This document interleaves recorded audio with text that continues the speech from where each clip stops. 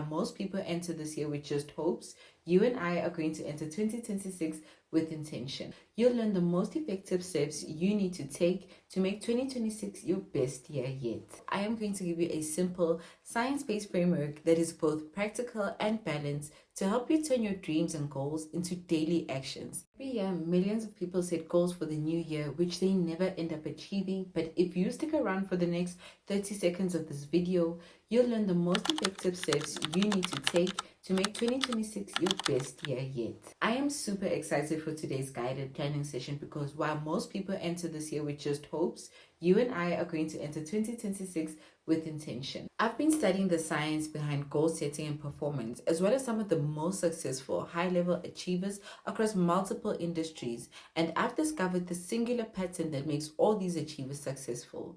In this video, I am going to give you a simple science-based framework that is both practical and balanced to help you turn your dreams and goals into daily actions. I am super excited for today's guided planning session because while most people enter this year with just hopes and wishes, you are going to enter 2026 with intention. By the way, my name is Antoinette, and if health and wellness is your thing, continue watching for more. Like I said, this is a guided step-by-step planning session, so grab a notebook, your digital planner, or even just your phone and some coffee so you can plan right along with me. Step number 1 is to reflect and foreshadow failure. Yes, I said failure. Before we dive into setting new goals for 2026, we need to look back and reflect on the previous year to see what stopped us from achieving last year's goals. First, you need to write down 3 to 5 things that you regret not doing last year and wish you could have done differently. Next, you're going to write what stopped you from achieving the goals that you had set. Once you've written down what got in the way of you achieving your goals, separate them into things that you could control and things that you couldn't control. Next, you're going to write a small plan on how to overcome and change the challenges that you can control. This will help you contextualize the obstacles that stood in your way and the lessons you learned from not achieving. Now, remember how I said we're going to foreshadow failure? Let's mentally fast forward to the end of 2026. Picture how you would feel if you didn't accomplish the goals that you have set for yourself. So science suggests although planning and visualizing yourself successfully achieving all your goals can have benefits at the outset of setting your goals, it can actually be counterproductive. Rather, by imagining what would happen if you didn't achieve your goals, you activate certain neural circuits in your brain which are proven to better help you stay in pursuit of your goals. Step number 2, goal setting. This is the fun part. Last year, I did this by means of a vision board, but you can pick the best method for yourself that encapsulates what exactly it is that you want to achieve. You can choose any category that best reflects the goals that are important to you, but I usually break my goals into 6 balanced categories so that no area of my life gets neglected. Those 6 areas are my spirituality, personal development, relationships, my finances, health and wellness, as well as career and business.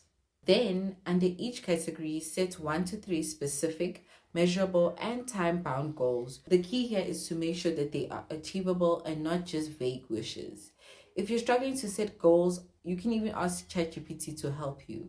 Another really fun way to do this is to picture an ideal day in your life by asking yourself who you want to be, where you want to live, and what you would be doing, and then insert that into ChatGPT.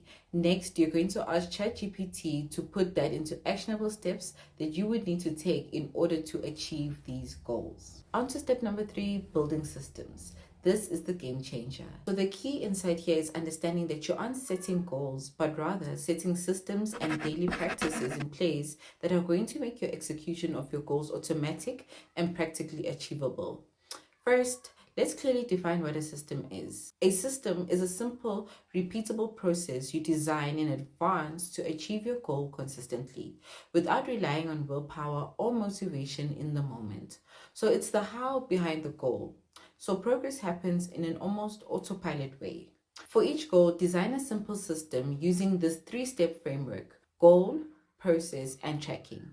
So here's an example of one of the systems that I use in order to achieve one of my goals, that is particularly losing weight in the gym. So to make sure that my goal is a SMART goal, I ensure that it is a goal that is specific, measurable, achievable, relevant, and time bound. Not only did I write that I want to go to the gym, but that I actually want to lose body fat while building muscle by means of resistance training and progressive overload workout types.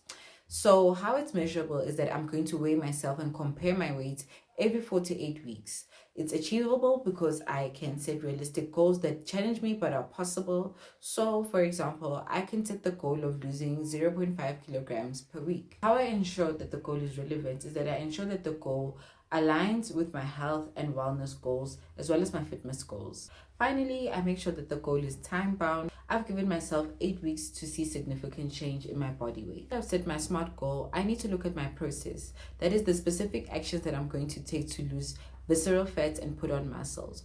Once I've chosen practical days and times which I'll go to the gym, I'll have to choose a gym program, my nutrition plan. Then I'd have to monitor my weight loss and progress in a journal. As you can see, there is no vagueness when it comes to setting your goals and building your systems. What this does is that it eliminates decision fatigue by pre-planning and getting straight into action. The final step is tracking. This means how you'll measure and review your goals at the end of a week. You'll probably do this by means of an app or a checklist. The final step of the framework is consistency.